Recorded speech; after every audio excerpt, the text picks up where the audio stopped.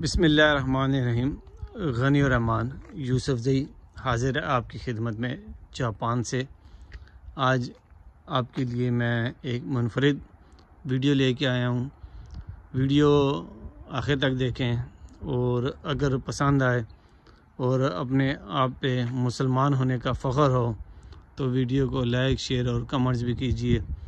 थोड़ी सी बातें आपसे करूँगा। आज मैं अपने घर के पास जापानीज़ कब्रिस्तान में आया हूँ और जापानीज़ की कब्रों के बारे में थोड़ी सी मैं बात करूँगा। आपने आखिर तक मेरे साथ रहना है। अगर आपको मेरी वीडियो अच्छी लगे और अपने आप पे मुसलमान होने पे फ़ख्र हो तो मेरी वीडियो को शेयर, लाइक, कमेंट ज़रूर कीजिए। क्यों निहोन नो ओहाका किता तो शकोशी निहोन नो शिंजा नो ओहाका नो शाबेरू तो इस्लाम नो शाबेरू इस्लाम नो शिंजा नो ओहाका नो इस्लाम नो इतो शिंजाता तो ओहाका नो एरेरू नो शाबेरू निहोन नो खरादा मोएसा और शिंजाता इस्लाम नो मोएसाना है इस्लाम जिन खन्ना रुके गोमी मोएसारो इतो नो मोएस दामे निहोन जिन इतो नो शिंजाता मोएसारो今少し自分で言葉自分で国の言葉で少し喋る。皆さん待ってたお願いします。あと私の YouTube でみんな登録もあってよろしくお願いします。जिन लोगों ने अभी तक हमारा चैनल के सब्सक्राइब नहीं किया, चैनल के सब्सक्राइबर भी बन जाएं ताकि हमारी हर वीडियो आपको मिलती रहे। तो चलते हैं जापान के कब्रिस्तान और जापानीज़ बुद्ध मज़हब ये जिनकी डेथ होती है उसके बारे में बात करते हैं, उनकी कब्र के बारे में बात करते हैं और मैयत के साथ जब इंसान मर जाता है तो उसके साथ क्या किया जाता है उसके बारे में बात करूंगा। तो आपने मेरे साथ रहना है। सबसे पहले मैं आपको ये बताऊंगा कि जब जापानीज़ की डेथ होती है या बुद्ध मज़हब जापान में जो है वो जब फौत होते हैं, इस दुनिया से चले जाते हैं, तो सबसे पहले उनका काम क्या होता है। वो मेरी मालूमात के मुताबिक जो मेरी जापानीज़ वाइफ है उसके बकौल वो बोलती है कि जब कोई हमारा आदमी यानी कि कोई जापानीज़ फौत होता है तो उसे सबसे पहले जो है ना जो हॉस्पिटल होता है, अगर हॉस्पिटल में फौत हुआ फिर तो हॉस्पिटल वाले ख़ुद इंश्योरेंस वाले को कॉल करते हैं, रब्ता करते हैं और उसकी मैयत को सख्त खाने में रख दिया जाता है। अगर कोई अफोर्ड कर सकता है तो उसकी मैयत को सख्त खाने में रख दिया जाता है और अगर अफोर्ड नहीं कर सकता तो मैयत को घर ला के रख दिया जाता है और फिर हॉस्पिटल वाले हर 2 दिन बाद आते हैं और उसकी मैयत को जो बर्फ़ की तुलाइयाँ होती हैं, बर्फ़ की जो सिले होती हैं वो उसके साथ आते हैं और चेंज करते रहते हैं जब तक उसका जलाने का नंबर ना आ जाए। तो जब वो जलाने का नंबर आ जाए यानी कि जहाँ पे मैयत को जलाया जाता है वहाँ पे रश होने की वजह से किसी को हफ्ते बाद नंबर आता है, किसी का 10 दिन बाद, यहाँ तक भी होता है कि 20-20 दिन भी मैयत घर में पड़ी रहती है। हमने अपनी आंखों से भी देखा है कि मैयत घर में 20-20 दिन 25-25 दिन पड़ी है और घर वाले अपने कामों में जा रहे हैं, अपनी ड्यूटियाँ कर रहे हैं, अपने ऑफिस जा रहे हैं और हॉस्पिटल वाले आते हैं और उसकी वो बर्फ़ की जो सेलें हैं, जो इसकी वो बर्फ़ की तुलाइयाँ हैं वो चेंज करके चले जाते हैं।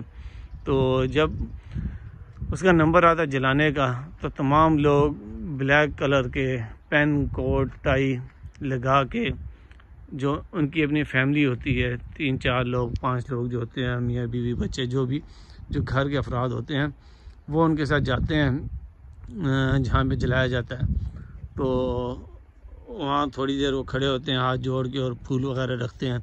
जो उसकी फेवरेट चीज़ होती है मरने वाले की, जो वो अपनी ज़िंदगी में इस्तेमाल करता है, वो भी उसके साथ उसके ताबूत में रख के तो आखिर में सब दीदार करके फिर जो तंदूर टाइप जो खाना होता है जिसमें आग लगी होती है उसमें स्ट्रेचर पे उसकी वो ताबूत को रख के तो ज़ोर से धिक्का दे के उसमें अंदर डाल के और उसका दरवाज़ा बंद कर दिया जाता है।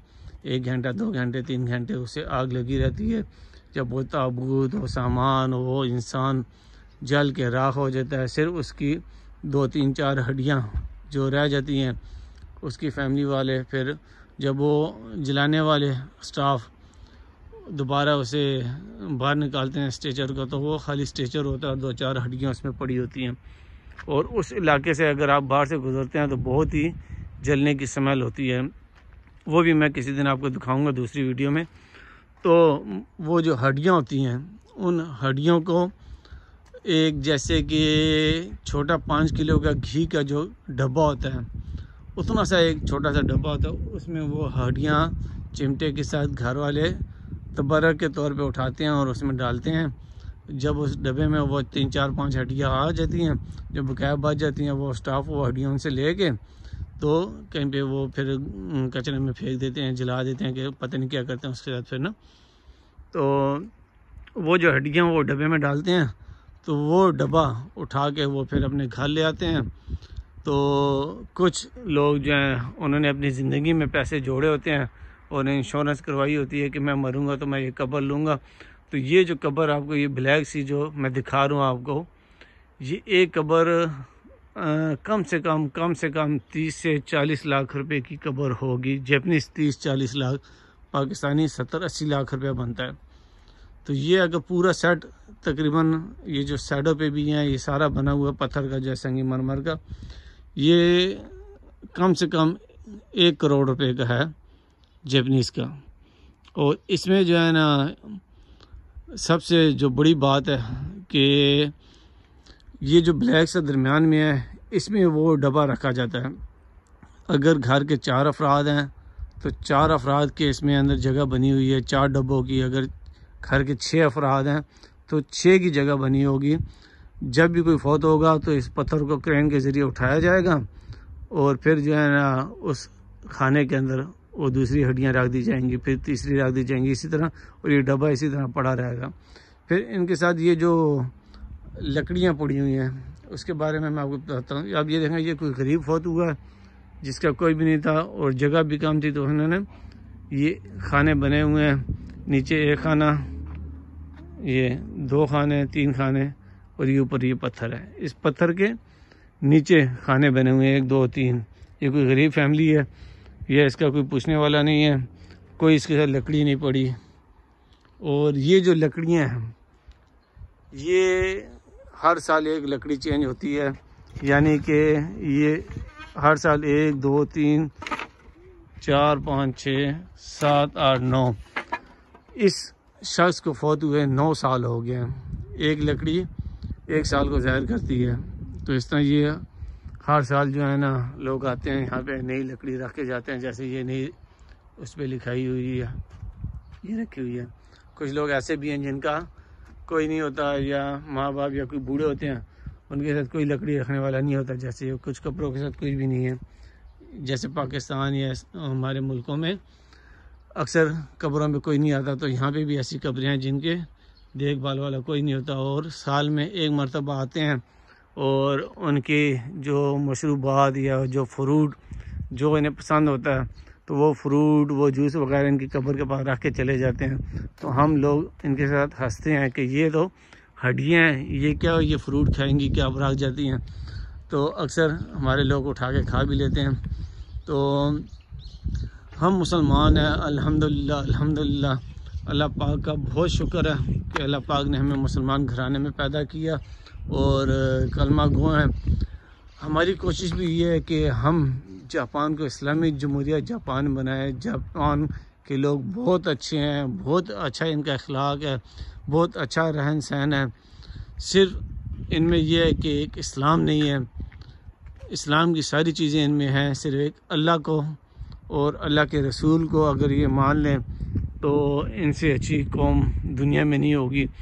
तो मैं अक्सर अल्लाह के हुजूर रोता हूँ, गिड़गिड़ाता हूँ, दुआएं करता हूँ कि या अल्लाह इन्हें इस्लाम की दौलत से माला माल फरमा, इन्हें मुसलमान कर दे।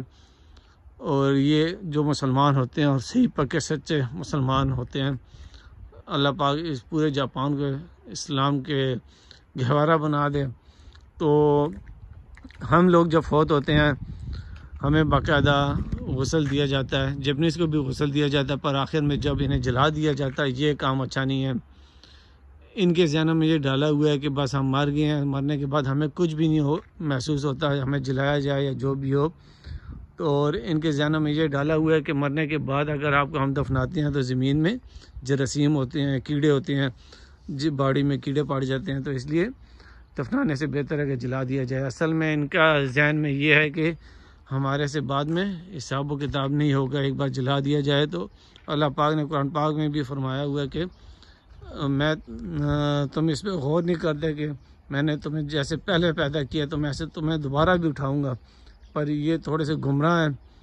अल्लाह पाक इन्हें हिदायत दे कि इन्हें मैं ये कहता हूँ कि मरने के बाद भी एक ज़िंदगी है और इस ज़िंदगी का आपको जवाब देना पड़ेगा, पर इन्हें समझ नहीं आती या इनके दिलों पे अल्लाह पाक ने मोहर लगा दी है। और हम इनके लिए दुआ गो हैं।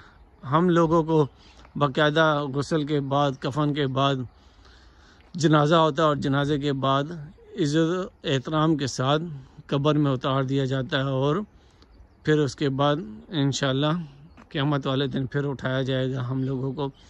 तो ये जैपनीज़ कब्रिस्तान के बारे में मैं आपको बता रहा हूँ कि ये इस तरह इनकी पत्थर और इस तरह ये जो है ना कब्रें इनकी होती हैं। ये पुरानी कब्रें, ये देखें, ये इनका कोई बड़ा था, अभी जैपनीज़ में उसका लिखा हुआ मुझे पढ़ने नहीं आता। ये उनके छोटे 1 2 3 4 5 6 7 8 9 10, यानी कि इसमें बहुत सारे लोगों की कब्रें हैं। ये इनका कोई बड़ा था और बकाया ये छोटे छोटे इनके अंदर छोटे डब्बे हैं। तो ये इनकी